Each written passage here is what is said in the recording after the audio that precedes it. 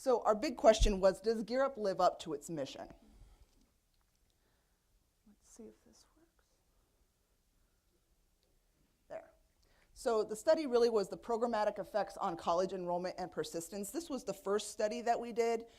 We actually have a second one that is currently being reviewed that's about the particular program components that were the most effective. It wasn't as well developed in 1.0 as it has been in 2.0, but we still can have some information to share about what was effective on our students just from a statistical standpoint in evaluating students that were participating versus students that were not. Our partners were our agency, Iowa College Aid. We also partnered with the Center for Research and Undergraduate Education at the University of Iowa, CRU, and Mississippi Bend Area Education Agency, which is David Ford's agency as well.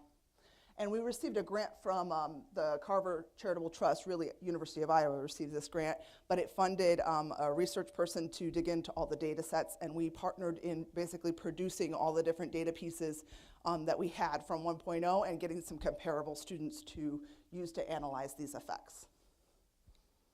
So our questions were, to what extent does Gear Up participation promote college enrollment? To what extent does Gear Up participation promote college persistence?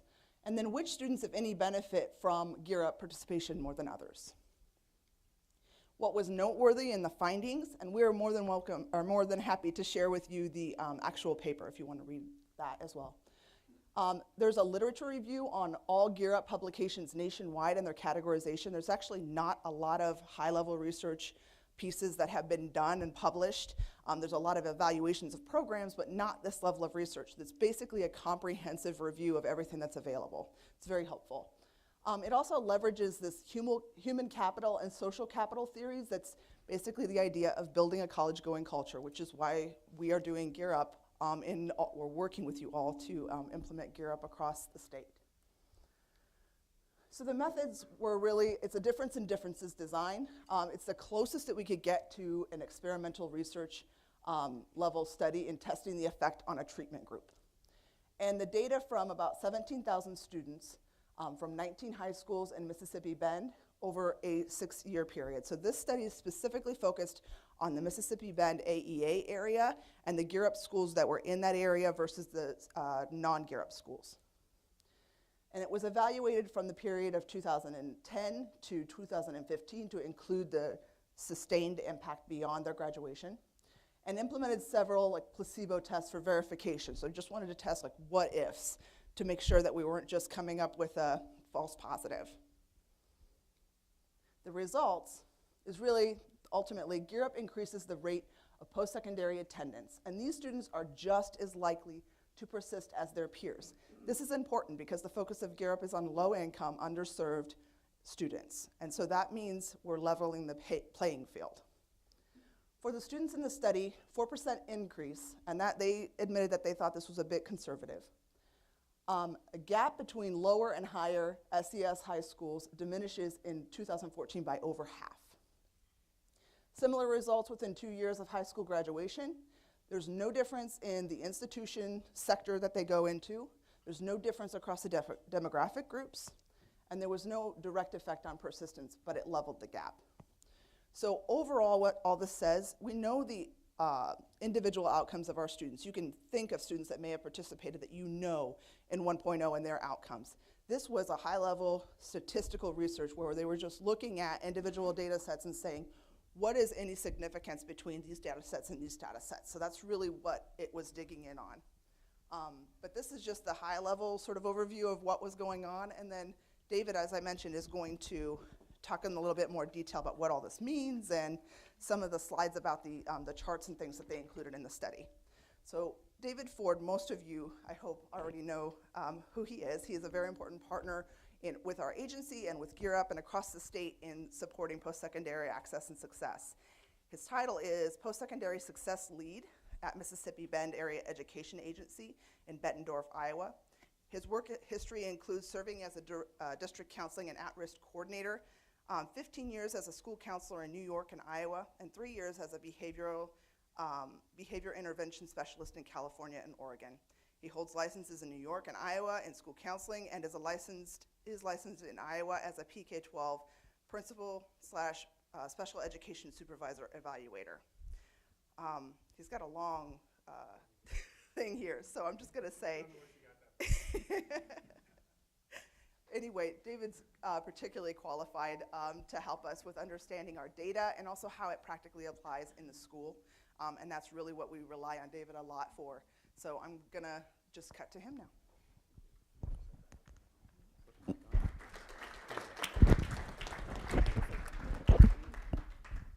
I apologize. This might get kind of loud.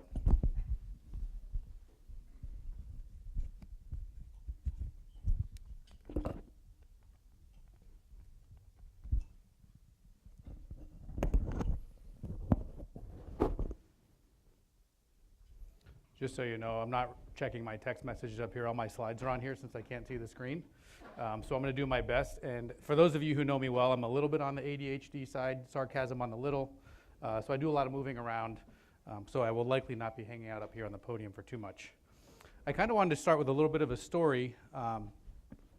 As Christina was reading through that, kind of like my mental ADD kind of goes with my geographic. You know, if you heard like Oregon, California, New York, how in the world I ended up here.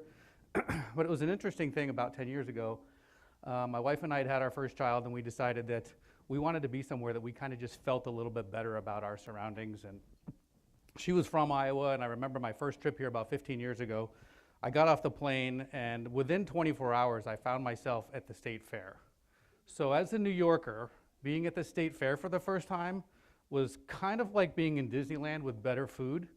So after I ate my way through there, I decided that at some point in time in my life, I felt like this was a place that I kind of wanted to land. And I think that that's the reason that I share that story in context for today is, you know, now that my kids have gotten older and they've been involved in a lot of things,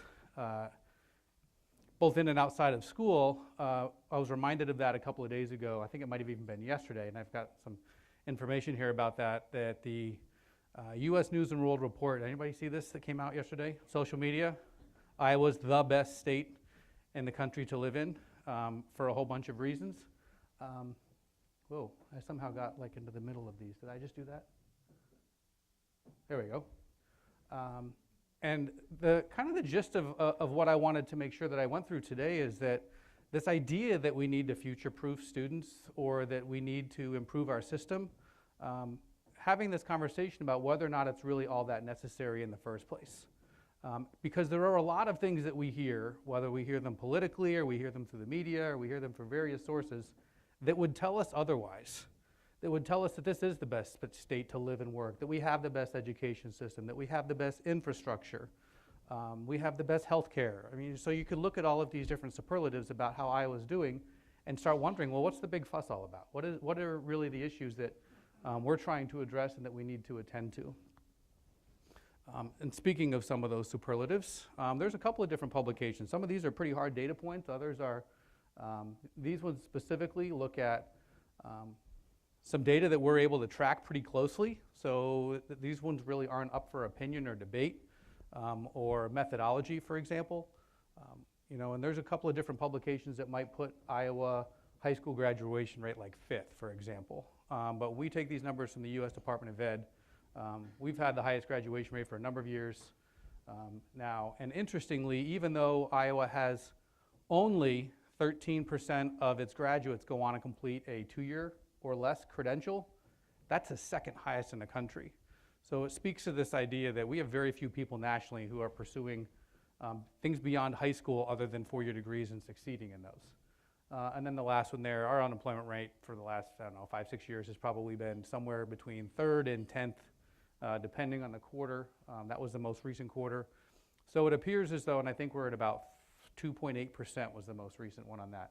So we have a lot of things within the state that are going really, really well.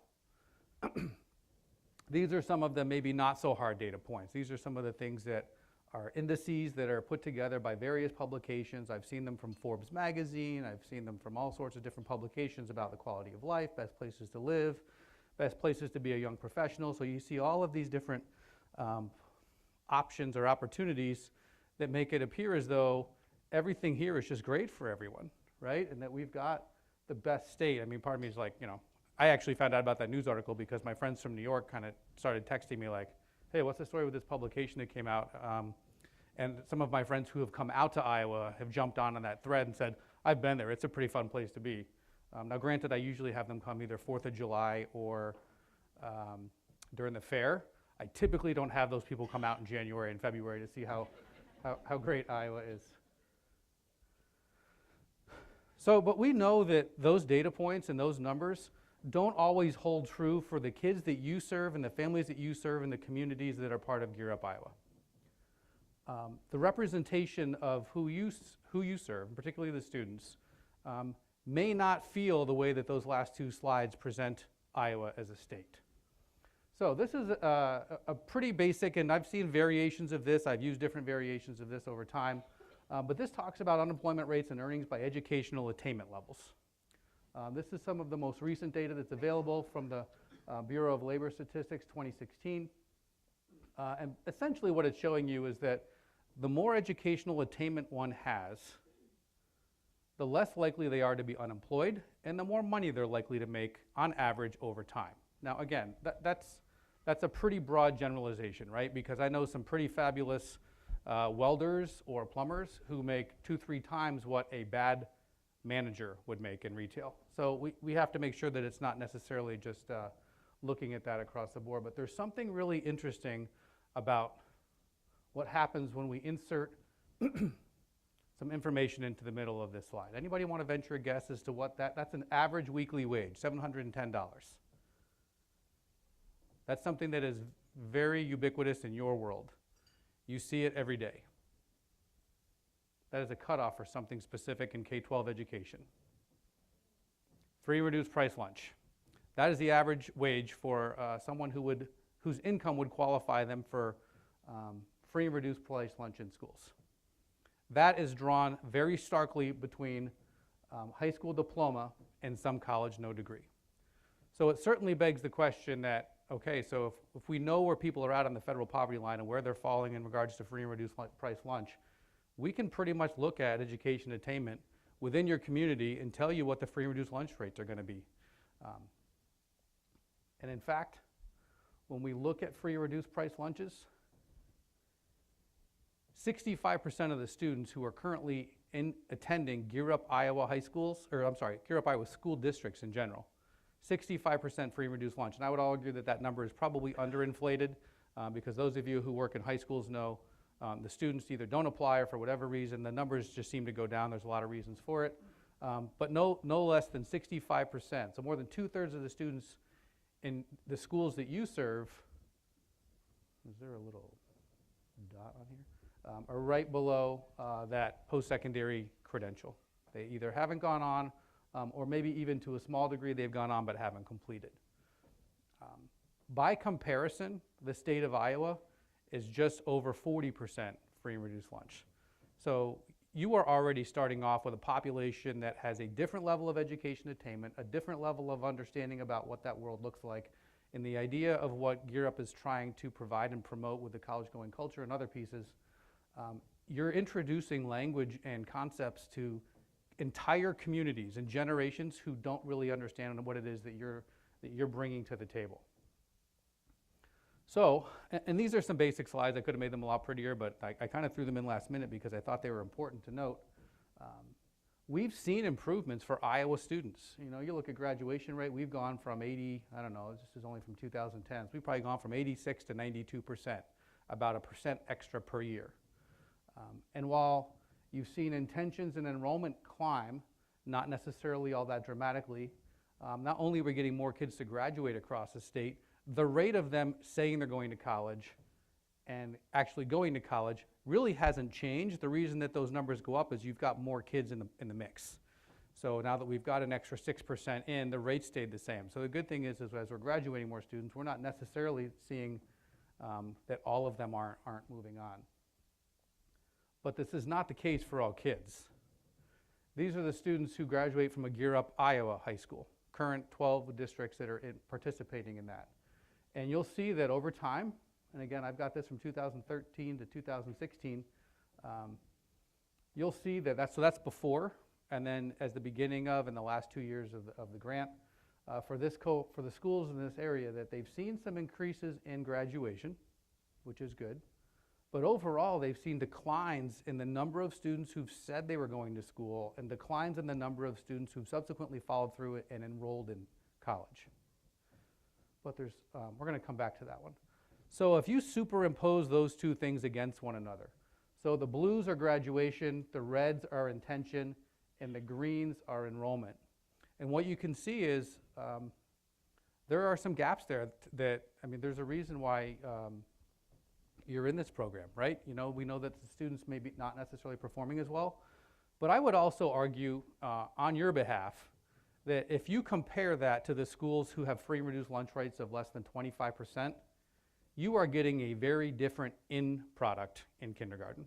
You are getting students who have not had 2 or 3 years of preschool, whose parents don't have the resources or the time maybe because they're working afternoons and evenings and 2, 3 jobs.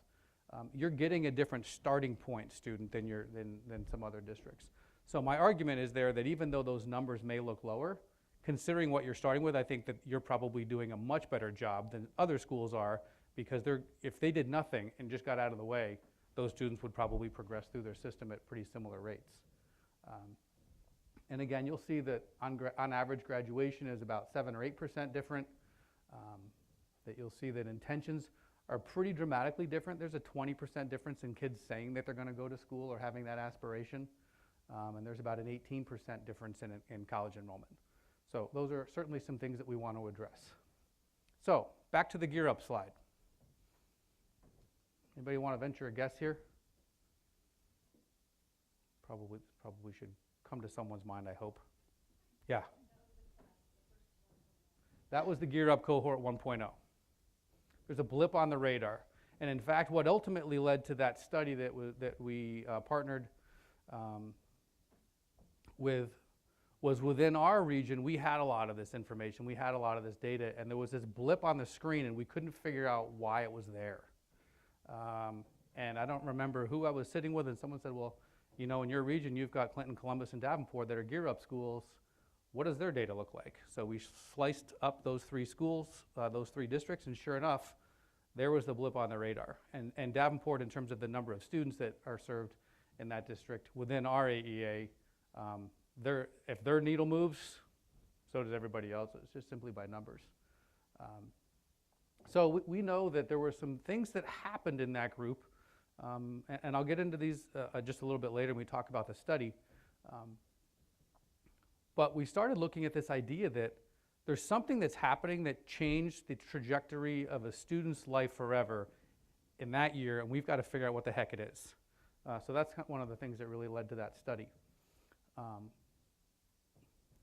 It gave us a sense of, and I'll use my friends from Clinton here as a good example. I know the counseling team there pretty well. I know what they're doing in their high school counseling office. I know all the great programming that's happening there.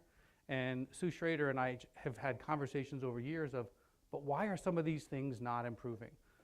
And we just kept coming back to the idea we've got to figure out what it is that's working, and we've got to do it more often. So the study really helped us kind of figure out what it is that's working. So and Christina talked about this a little bit earlier about how many students that we examined and what happened with them. But the key points there were, and this may not sound like a lot, that their enrollment rate went up 3 or 4% compared to non-gear up schools. That adjusted for all of the demographic issues. So it wasn't like some weird anomaly that we happened to have fewer free and reduced lunch students one year or whatever the case may be. So, but to put that within context, that year where those enrollment rates were 3 to 4% higher, our overall region, including those students, by the way, our overall region went down almost 4 percentage points that year. So the students who were in part of that gear up cohort and those who were not, if we would have taken those gear up students out, our decline would have been even steeper than it was. They kind of saved us from really kind of falling off the cliff there on our charts. But the bigger piece is, and I talked about this on one of the previous slides, the gap between gear up and non-gear up, the fact that that gap was cut in half. If you thought for 1 second that there was a literacy strategy that would cut the literacy gap by half, every single one of your teachers in every one of your districts would be required to go to that training tomorrow, and they wouldn't be able to leave there until they figured out what that one thing was. We have to make that same level of research and opportunity available to all schools, not just because not just because it's literacy, right? Like this stuff has to matter too, because ultimately literacy scores, while they're important, what really matters to kids is, did they get through high school? Were they successful? Did they go on and get a credential so that they could have a good living wage later? Because none of them are going to remember what their third grade reading score was. So we have to make sure that we're the ones who are promoting some of these important components. And Christina talked a little bit about this too, about this. There wasn't really a significant effect on persistence, which initially when we first saw that, we were like, oh, that's too bad. And then the researchers pointed out, they're like, no, that's actually a good thing. Their persistence was no different than non-Gear Up students, which means we didn't just launch a bunch of underprepared kids into college and be like, hey, go and enroll and drop out, and we look good because you went, but it doesn't matter if you actually stayed and finished and that you got more debt, no degree. But they were no less likely to go on and stay than everybody else. So there were a couple of important things there. I know that this is going to be a little bit hard for some of you to read based on where you're sitting, and the next slides are going to get worse. So, but this idea that the researchers were studying general threads of what works and specific components within Gear Up. And as Christina mentioned, 1.0 is anytime you do something the first time, you learn a lot from it. There's a lot to be learned from what happened in Gear Up 1.0, as well as what some of the data said. So there were a lot of examples there of some general services. I'll use the example of financial aid counseling. What does that mean exactly? And they started breaking that down into specific service types. College visits, for example. Those might necessarily be, or aren't necessarily just taking kids and bringing them onto a campus, but that they go to a campus and that they do things while they're there. And if they accomplish those things, it's not enough to just drop them off at the door and be like, hey, walk around campus for 2 hours, let me know what you think. That they engage in some of these specific activities like following other students around and getting and participating in an activity or an event and really seeing themselves as being part of that environment. So for anyone in the room who's really interested in robust standard error and treatment effect sizes, that's for you. For everybody else, the narrative text is underneath. Might make a little bit more sense. That there were a couple of things that hit medium and large effect sizes, and particularly those were things that were aligned with financial aid counseling and campus visits. So I know one of the key components of Gear Up is to get students physically on campuses. We've got to get them there. We've got to get students to see themselves in that environment. I worked at Southeast Polk many years ago, and the elementary principal and counselor who were there, we had one of our 8 elementary schools that its free and reduced price lunch rate was about double or more than every other of the 7 elementary schools in the district. And one of the things that they brainstormed and decided to do was they take that whole group of 4th and 5th graders every year to Drake University just so they can see what a campus is like. And I remember the first year I was talking with the counselor after they came back, and she said there wasn't a single kid on the field trip who had ever been on a college campus before. I live in Grinnell. The college campus is about a Frisbee throw from my house. My kids are probably sick of seeing it because we seem to be walking by or through campus quite often. But my kids have a different experience because they know what it's like to look at a college. Where a lot of these students had never had the experience at all, didn't know what to expect, didn't know what that would look like, couldn't see themselves there. Another area that had some effect size was on academic enhancement, which is a very broad category. For a lot of us in schools, that might be MTSS, it might be kids getting extra help, it might be one-on-one tutoring, Tier 2 and Tier 3 interventions, and then the academic and career counseling. And in the school counseling world, we often refer to that as post-secondary advising. So there's a lot of different ways to look at that, but essentially we knew that there were some specific things that were happening, and as I reached out to some of the counselors that I work with outside of Gear Up, I found that these things weren't happening for all kids. And guess who they're happening for? They're happening for the kids who probably need it least. They're happening for students who are not on free and reduced lunch, whose parents already have degrees, and those parents are the ones coming in saying, no, my kid's not going to get an unexcused absence for visiting 6 colleges next week because that's important. And no, you're not going to take away his or her ability to skip out of final exams because they've done that. So advocating for making sure that we get all of those components. This is the one where I said you're not going to be able to read the slide. I've highlighted in green there, and again, the numbers are less relevant, but specifically those, there were good effect sizes for visiting campuses, that getting one-on-one tutoring, and interestingly enough, and this has gotten a big This has gotten a lot of attention. Maybe that's a better way to say it. What used to be I Have a Plan Iowa as a tool has morphed into what some of us in the, well, for lack of a better term, House File 2392, which is because they never really named it. But it's the old I Have a Plan. Now a lot of schools are using either career cruising, My Academic Plan from Iowa, that Tutor Navigator has a product. There's a bunch of them that are out there. But essentially the idea that students go through and complete components within that, comma, with integrity. Sending a counselor in and be like, okay, we're going to do all of my juniors on March 3rd and 4th, and we're done for the year. You wouldn't teach math that way. Why in the world school districts think it's okay to teach one of the most important things for students that the research clearly shows help students successfully transition and succeed in post-secondary world, that we shortchange them and give them maybe 150 minutes between 9th and 12th grade. I find most schools generally tend to do it pretty well in 8th grade, but the idea that you could possibly take away from academic instruction to focus on this is not something that a lot of schools are willing to do. But you know, like I said, it's, in our region at least anyway, and again, I'm careful to not generalize this, right? This was Eastern Iowa, this was Mississippi Bend AEA's information, but it just seems to make sense, right? If students have opportunities to intentionally examine what they like, what they want to do, what they're good at, what are their choices, make educated choices, that they tend to do pretty well. And you'll notice on, I don't know what I just did. I think I shut something off here. Give me a quick second. It's on such a roll too. Okay, that's not the slide that's on here. Where's Nathan at? I'm going to ask him to help me out.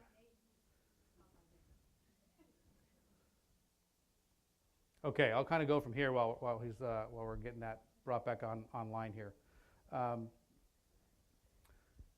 Another big thing was ACT test prep and ACT participation and getting more students to take the ACT.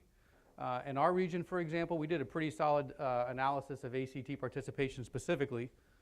I don't know what I did. I broke it. Thank you. We did a pretty good analysis of ACT participation specifically, and we found that students with poor ACT scores were far more likely to go on and succeed in post-secondary education than kids whose other data points would have predicted that they would have been successful by high GPAs, and they took APs, and they did some of those other highly academic types of trainings in high school. What we found was that they were more likely to go and succeed if they took it, even if they took it and did poorly, because it's a behavior that's seen as something, in my mind, I'm going to college. And I don't care what the numbers say. If I got a 17, I'm still going. And the kid who had the most perseverant attitude and the most stubborn attitude, that score was least likely to deter them from doing that. Interestingly enough, well, this is kind of a weird irony. Having a motivational speaker come in and talk to your students about the benefits of going on to college was one of the only things that we found that was statistically significantly negatively correlated with going on to college. So here's how I read that. Herding all of your kids into the auditorium and then barking at them about why this is so important, the more often students got that, the less likely they were to know. It's like we'd talked them out of it somehow, or we'd scared them out of that. As a quasi-researcher, part of me wants to just dig into that and be like, what was that about? What were those experiences like? And since one of you sitting in the room, I might try to figure that out for our 3 schools who did that, because that was one of the components that we studied. And I can tell you, some of the schools that I've worked with, the amount of money that they paid some of these folks to come in and launch those 60-minute things for people might be better spent. So that's the Gear Up study. One of the other things that we did was a lot more simple in our region because we have quite a bit of data available to us. And I'm going to talk a little more about what we're doing statewide to make that same level of information available to everybody. And as a Gear Up group, you generally have a little bit more of a luxury there because you've got support. We started looking at some of the Gear Up study data, what some of the literature was saying, and then what some of our own data were telling us. And we started kind of peeking around and looking at what was working and what wasn't. And one of the, we landed on this list. We were trying to figure out behaviors and skills are something that are easy. And here's why they're easy. They're observable, they're measurable, and you can check off a box in an Excel spreadsheet and say, yes, it was or wasn't accomplished and to what degree. So there's some tangibleness to these items. But what we found was that there were 6 things that when students did them, they were pretty much almost all. We had a couple of schools where 97% of kids who did these things went on to college. And it certainly isn't an exercise in causality. I mean, it wasn't like these things caused the students to go on. But they seem like they're common sense, that counselors are meeting with students at least annually, but for the purpose of post-secondary transition, specifically in grade 11 and 12. That students apply to at least one college. In the Iowa College AIDS world, Course to College, that's a college application campaign. That students are completing a FAFSA. And in fact, students who complete FAFSA are, I think this most recent statistic that I read from the National College Access Network was that 90% of FAFSA filers enroll within a semester of graduating from high school. 90%, compared to 54, I think, percent of students who didn't file. And we know that regionally as the FAFSA completion initiative from Iowa College Aid. I mentioned this already, that they're taking some form of exam. And while I kind of talk out of both sides of my mouth here, I am a believer in let all kids at least try the ACT, right? Get them all in front of it. There are plenty of stories where someone said, I wasn't going to go to college until a counselor or a family member told me that I should, or somebody influential in my life encouraged me to do so. Or I took the ACT and realized, hey, my scores actually aren't all that bad. So they don't necessarily see themselves in that capacity. So part of the reason is that, right, that's an admissions test for a lot of 4-year schools. And some community colleges across the country can and do use that for placement. But more importantly, when you look at the students who aren't taking these types of tests, they're the kids in your schools and communities. They're students of color, they're students on free and reduced lunch, they're generally male more than female. So you look at these populations, and some of them are being actively discouraged by staff in the building. And then this is my, I get a couple of my soapbox pet peeve moments, and one of my worst ones is whenever I hear an adult tell a kid, you don't need to take the ACT, you're only going to community college. Like, drives me insane when anytime I hear a qualifier in front of community college, like only or just, let alone stop doing the behaviors that you may need to be successful when you get there. And the last couple that are on there, and again, these might seem like obvious things, but the number of students who don't do these things, who just fall out, attending an orientation and paying their registration fee, again, that might seem like common sense to a lot of us, but there are a lot of students who don't realize, like, oh, like when they told me I needed to be there on June 9th, I actually really needed to be there on June 9th. And that I had to register for my classes and pay a deposit for my room, and then sending the final transcript. I can see a couple of you who are sitting here, but besides the two of you, community college folks in the room, raise your hand. How many of the incoming students do you get full transcripts from as first-year students, let alone returning? Probably not very many, right? Which makes advising and placement really difficult. But those are some of the 6 things that we know we can do, and somebody can track those things. Those last 2 that are on there, and this isn't necessarily a plug for what Iowa College Aid is doing, but those 2 things fall into the summer transition piece, summer melt, whatever you want to call it. That's also another component, of course, to college. So there's certainly some things that we know work and some things that we can do, and these are some things that we can track. One of the things that we'll go through in the administrator group is how we've accomplished making sure that these things happen, and how do we track that so that we can guarantee. I mean, I can look at a list of schools and say, if you've done these 6 things, it's virtually a given that those students are going on. So somebody should have the responsibility for tracking that and intervening. So slightly a little bit of a different tack here. In my region, I'm often asked, if anybody have ever seen Office Space, I quote that movie all the time. It's highly inappropriate, so I can't show clips here. But there's one scene in the movie where they hire these 2 consultants to come in, and he sits down with this one guy and he said, so what exactly is it that you'd say you do here? And I get that question from a lot of the districts that I work with, because they're not really quite sure what it means to support college and career readiness or post-secondary readiness. So I was asked by my boss to say, we need to find a way to figure out if engaging in college and career readiness as a broad concept has actually an impact on whether or not students are going to school and whether or not they're doing various things. So we started through some people in our agency and looking at how engaged our district leadership teams. And we put that on a rubric and said, okay, so I've met with their superintendent and their school board. I've talked with the district leadership team. We've done some goal setting. We've done some planning.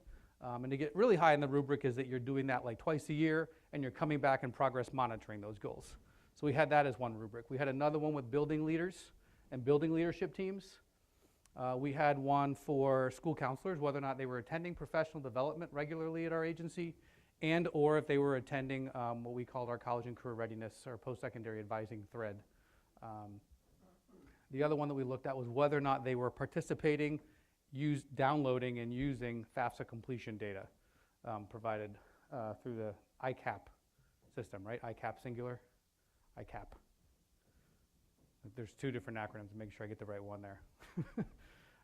But one of the things that we found was really interesting, so everybody got a score, and they've gotten a score for the first year the year before I was in the agency, my first, second, and my third year there. And we started looking at, when we started aggregating the number of scores that districts got on the rubric, we put them into thirds: highest third, middle third, lowest third. And the districts from the highest third to the lowest third, the difference between post-secondary enrollment, the more the leadership team at the district level was involved, saw almost 5% differences in college enrollment. More specifically, the administrators and the counselors working on this together got it to almost 11%. So teaming we know works, and then that there's all district staff, so they know what the expectation for them is as teachers. That also had about a 10% difference between enrollment. And that participating in FAFSA completion initiative, those schools had an 11% higher college enrollment than schools who didn't use that. So we were able to track some of those pieces. ACT participation, this one just totally threw me out of the water because I wasn't expecting this. To this day, I'm not really quite sure why that happened. But we saw about a 10 or 12 point difference in ACT participation, the more engaged the district was. But what we were not able to figure out, and we did take two schools out of our data set for this. We had one school who was testing all students who stopped, and we had one district who hadn't been testing all students who started. So we pulled them out of the data set because we felt like that was maybe inserting something that wasn't a choice by the student to participate in that. And even when we pulled those things out, that working with the district staff on college and career readiness and why this is important and sharing these types of data points with them and helping them understand their role, particularly for high school, those districts had a 40% difference in ACT participation. I mean, those were I went through it like 100 times because I was convinced that there was no way that was accurate. And in fact, the first 2 or 3 times I did this a year ago, I refused to put that up there because I knew I was going to get called out on it, and I knew I couldn't answer the question. But we've looked at it. We've had some other folks look at it, and they said, that's exactly the case. And we pulled out one district who was 100% out of that data set. And the last one that we had on there was that we were looking at that they participate in FAFSA completion. That one has a few different points on the rubric. That one goes all the way from, yeah, they signed a data sharing agreement, and that's all we know, all the way up to, and they're downloading it every week, and they have a PLC that meets every Friday morning at 8:30, and they identify 10 kids that they're going to support, and they intervene with those students, and the next week they try to increase those rates. So we know that it's working. The more engaged districts were, the more that those outcomes happen. And that's why we've built out the leadership session later is going to get into what's the role of school leaders in making all of that happen. How do they create the conditions for success within a school system and identify the right people to do and follow up on that work. So I kind of wanted to leave you with a little bit of a change in my role is that we have started trying to figure out how do we build this capacity around the state? How do we get the right data in people's hands? How do we help them and support their use of that data, the important components of that? And the chief administrators from the state AEA system came together and said,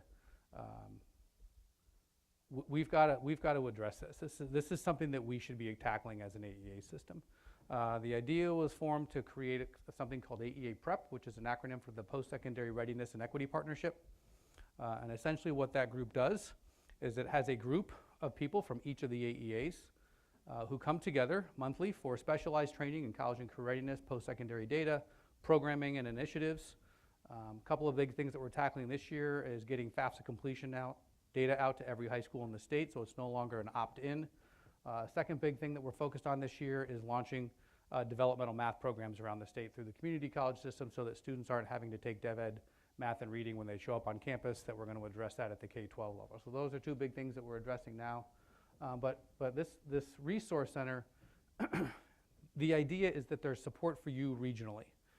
And a lot of you in Gear Up, it's wonderful that you have Gear Up, and it's great that your current 10th graders have that service. But we've got to make that available to everybody and not just the kids who happen to be in that system. And you'll notice there that we pay very close attention to narrowing gaps. So it'll be rare to ever see me talking about this topic without bringing up the gaps. So in terms of our mission, here's the Cliff's Notes version of that. We're there to make sure kids are ready to go and stay and finish their post-secondary education and training of some shape or form. That's kind of our mission, and how we do that is we make sure that we get the right information in the right people's hands at the right time so that they can act on it, so that schools can accomplish that.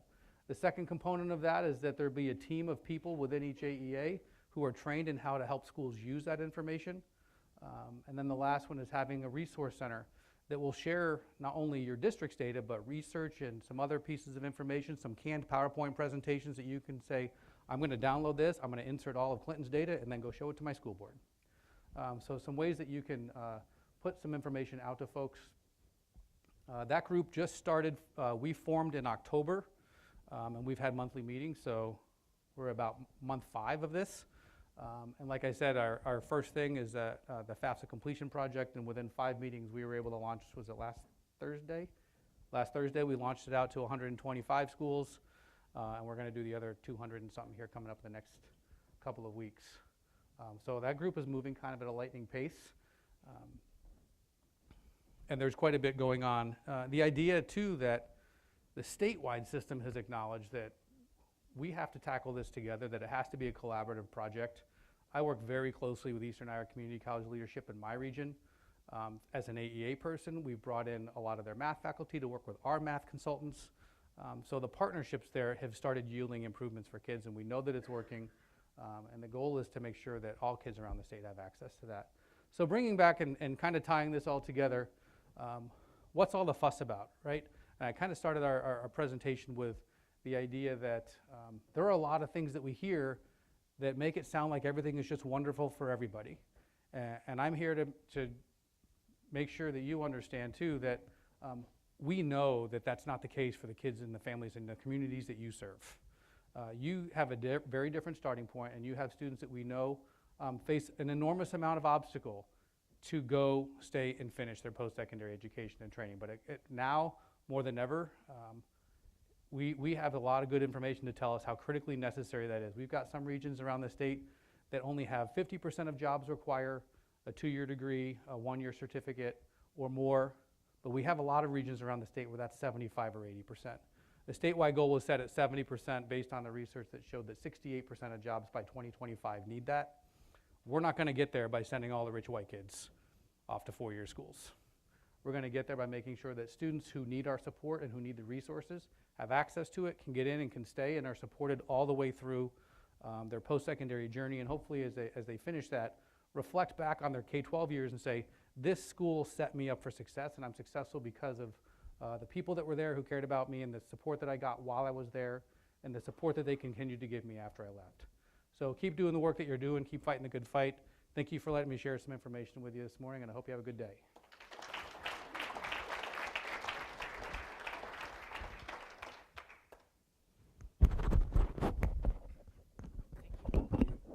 Thank you, David. Just a couple of announcements.